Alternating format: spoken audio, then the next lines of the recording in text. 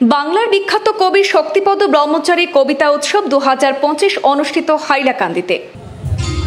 গল্পে গল্পে পাচ্ছে এই এবং বঙ্গ সাহিত্য সংস্কৃতি সম্মেলন কথা বাকশিল্প চর্চা কেন্দ্র শিলচরকে বলল যে তোমরা এসো আমাদের কবিতা উৎসব দেখে যাও।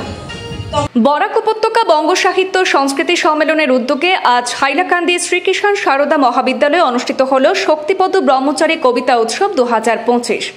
অনুষ্ঠানে মুখ্য বক্তা হিসেবে উপস্থিত ছিলেন আসাম বিশ্ববিদ্যালয়ের বাংলা বিভাগের অধ্যাপক বিশ্বতোষ চৌধুরী।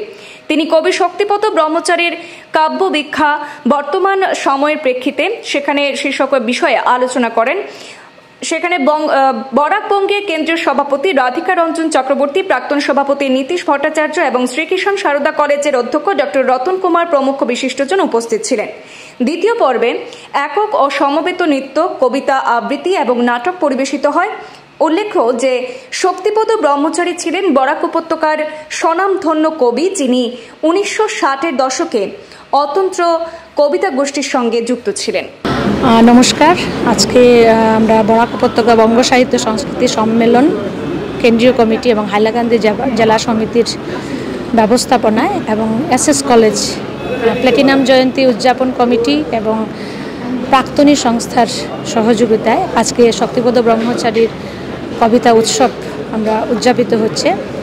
আসলে শক্তিপদ ব্রহ্মচারী আমাদের কলেজের একজন শিক্ষক ছিলেন। যেহেতু আমাদের কলেজের 75 বছর বর্ষ এবছর, সেই জন্য আমরা সমস্ত এই কলেজের সমস্ত শিক্ষকদেরই সম্বর্ধনা জ্ঞাপন করছি, যারা অবদান রেখেছেন এই শিক্ষা জগতে বা এই মানে কলেজে।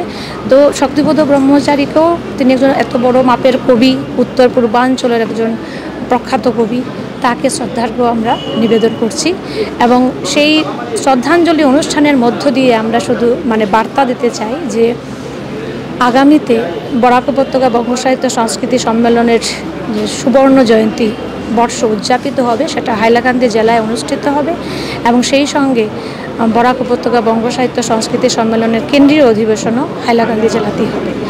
তো আমি আশা ব্যক্ত করব এবং সবার কাছে, হাইলাকান্দি জেলাবাসীর কাছে আমি বিনম্র অনুরোধ রাখবো যে তারা যেন এই যে বিশাল কর্মযজ্ঞ হবে, সেই বিশাল কর্মযজ্ঞে যেন তারা যোগদান করেন এবং সহযোগিতার হাত বাড়িয়ে দেন। ধন্যবাদ।